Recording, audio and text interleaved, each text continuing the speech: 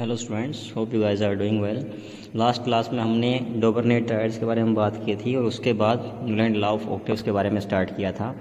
इसमें हमारे पास ये आया था, जैसे हमारे पास 7 म्यूजिकल नोट्स होते हैं, सा रे गा मा पा धा नी, फिर हमारे पास सा क्या होता है, रिपीट होता है। सेम वैसे ही हर 8वां एलिमेंट, हर 8th जो हमारे पास एलिमेंट आएगा वो क्या करेगा, प्रॉपर्टी शो करेगा just like the first element. हमने एग्जाम्पल भी लिया था, जैसे हमारे पास लिथियम हो गया, बेरिलियम, बोरोन, कार्बन, NOF, फिर हमारे पास क्या आएगा, sodium, magnesium, aluminium, silicon, phosphorus, sulphur, chlorine, potassium, calcium and so. तो हमारे पास क्या दिख रहा है, 1 2 3 4 5 6 7। तो हमारे पास 8वां एलिमेंट कौन आया, सोडियम। प्रॉपर्टी कैसी आएंगी, जस्ट लाइक लिथियम। ऐसे हमारे पास magnesium just like beryllium, aluminium just like boron हमारे पास। तो यहाँ पे चीज़ क्या निकल के आ रही है, बेसिकली हमारे पास ये निकल के आ रही है कि हर 8वां एलिमेंट फर्स्ट के जैसी प्रॉपर्टीज़ को शो कर रहा है जब हम उनको increasing order of their atomic mass क्या कर रहे हैं, अरेंज कर रहे हैं। अब यहाँ पे हमारे पास जो इसकी लिमिटेशन आई, जो इसकी कमियाँ थी, वो हमारे पास क्या निकल के आई, उसमें मेन हमारे पास ये आया चीज़ निकल के कि जो ये आपके पास ठीक थी, हमारे पास न्यूलैंड लॉ ऑफ ऑक्टेव्स हमारे पास आया था, ये सिर्फ आपके पास कहाँ तक अप्लीकेबल है, only applicable for lower atomic masses elements. मतलब हमारे पास ये चीज़ अप्लीकेबल कहाँ तक है, ओनली अप टू कैल्शियम, जिसका मास कितना होता है 40 एटॉमिक मास यूनिट। इससे आगे यहाँ हमारे पास कोई एलिमेंट आएगा, उसकी प्रॉपर्टी इन दोनों से मैच नहीं करने वाली है। मतलब हमारे पास कहाँ तक अप्लाई कर सकते हैं इसको हम अप्लाई कर सकते हैं only up to calcium. Second point, जब ये हमारे पास लॉ आया था न्यूलैंड लॉ ऑफ ऑक्टेव्स, उस टाइम हमारे पास नेचर में 56 एलिमेंट्स एग्जिस्ट करते थे। तो उन्होंने क्या बोला कि हमारे पास 56 एलिमेंट एग्जिस्ट करते हैं, इसके अलावा ना ही कोई नया एलिमेंट आने वाले टाइम में डिस्कवर होगा और ना ही कभी हो सकता है। मतलब हमारे पास क्या था कि 56 एलिमेंट ही एग्जिस्ट करेंगे, लेकिन आज के टाइम हम क्या पढ़ते हैं, 118 एलिमेंट को हम स्टडी कर रहे हैं और आने वाले टाइम में हमारे पास कोई नया भी डिस्कवर हो सकता है। थर्ड पॉइंट, जहाँ पे इसकी कमी आई, इसने क्या बोल दिया कि हमारे पास हर 8वां एलिमेंट क्या करेगा, प्रॉपर्टी शो करेगा सेम। लेकिन इसने क्या किया, कुछ एलिमेंट्स को सेम ग्रुप में रखा जिनकी प्रॉपर्टीज हमारे पास अलग अलग थी, कुछ को इसने क्या रखा, अलग अलग ग्रुप में रखा जिसकी प्रॉपर्टी हमारे पास क्या थी, सेम थी। मतलब क्या किया, ये इन चीज़ों को एग्जैक्टली अरेंज नहीं कर पाया कि किसकी प्रॉपर्टी हमारे पास सेम आएंगी, किसकी हमारे पास है डिफरेंट। इसने क्या किया, आयरन को, कोबाल्ट को और निकल को अलग अलग जगह प्लेस कर दिया, जबकि क्या है, तीनों प्रॉपर्टीज में क्या करते हैं, रिजेंबल करते हैं। ऑन द अदर हैंड इसने कोबाल्ट, निकल के साथ किनको रख दिया, हेलोजन्स को रख दिया, फ्लोरीन, क्लोरीन, ब्रोमीन, आयोडीन। ये दोनों मेटल्स हैं, ये नॉन मेटल है, दोनों की प्रॉपर्टी बिल्कुल अलग है हमारे पास। तो क्या कर दिया, जिनकी प्रॉपर्टी सेम थी उनको अलग रख दिया, जिनकी प्रॉपर्टी अलग थी उनको क्या कर दिया, सेम रख दिया। मतलब सारा क्या कर दिया, इन्होंने मैसअप कर दिया आफ्टर द एटॉमिक नंबर 40 के आसपास।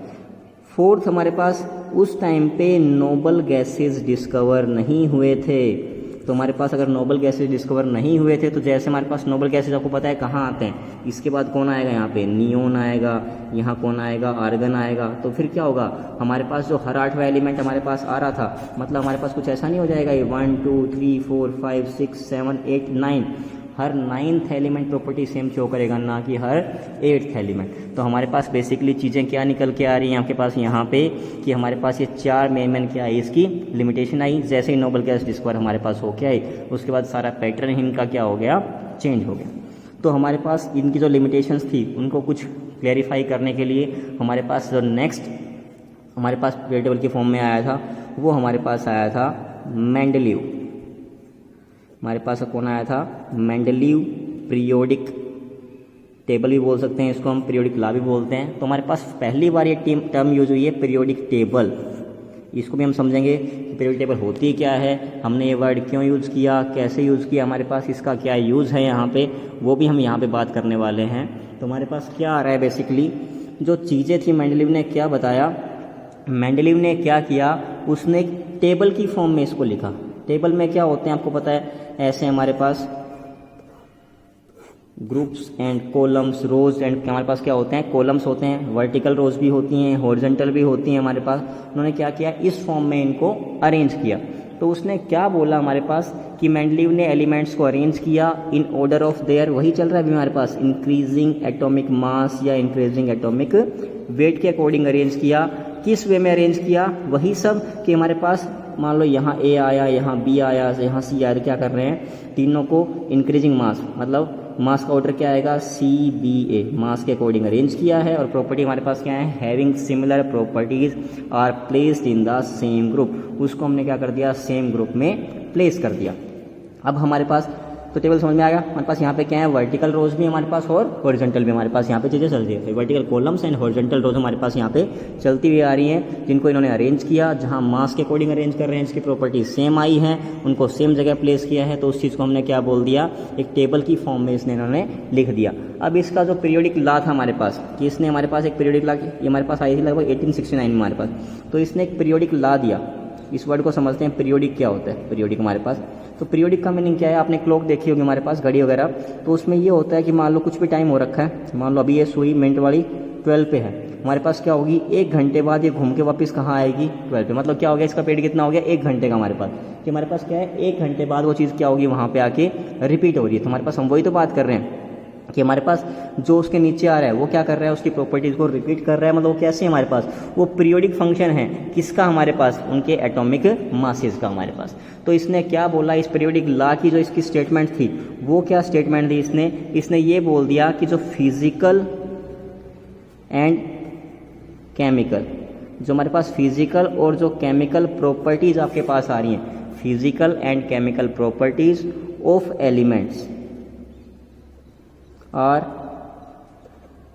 Periodic function of their atomic weight, कि हमारे पास वो एटॉमिक वेट या एटॉमिक मास का क्या है, पीरियोडिक फंक्शन है, उसी के अकॉर्डिंग हमारे पास क्या करती जा रही है, चीज़ें रिपीट करती हुई चलती जा रही है। तो हमारे पास ये किसने बताया, मेंडलीव ने अपनी टेबल के बारे में बताया, 1869 में आई, उसने एक अलग से हमारे पास क्लासिफिकेशन किया, एक पीरियोडिक टेबल की फॉर्म में इसको उसने लिखा, जिसमें हमारे पास क्या थे, ग्रुप्स भी थे, पीरियड्स भी थे, कितने ग्रुप थे, कितने पीरियड थे, वो सब बातें इसके बारे में हम करेंगे। तो इसने क्या किया, ग्रुप्स और पीरियड्स की फॉर्म में उसको लिखा है हमारे पास, जिसमें हमारे पास क्या बोल दिया इसने कि जिसकी प्रॉपर्टी सेम आएंगी उनको हम कहाँ प्लेस करेंगे, सेम ग्रुप में प्लेस करने वाले हैं आपके पास। तो हमारे पास जो सेम ग्रुप में आएगा, तो इसने जो लॉ दिया वो हमारे पास क्या बोल दिया कि जो प्रॉपर्टी हमारे पास आएंगी, चाहे वो फिजिकल हो चाहे केमिकल हो, हमारे पास वो किस पे डिपेंड करेंगी, of the element are periodic function of their mass, atomic mass या एटॉमिक वेट, वो किस पे डिपेंड कर रही हैं, उसके एटॉमिक मास पे डिपेंड कर रही हैं या एटॉमिक वेट पे डिपेंड करते हुए चलती जा रही हैं। क्लियर इतनी बात, तो हमें इस क्लास में यहीं तक करना है। Till take care, stay blessed, stay at home.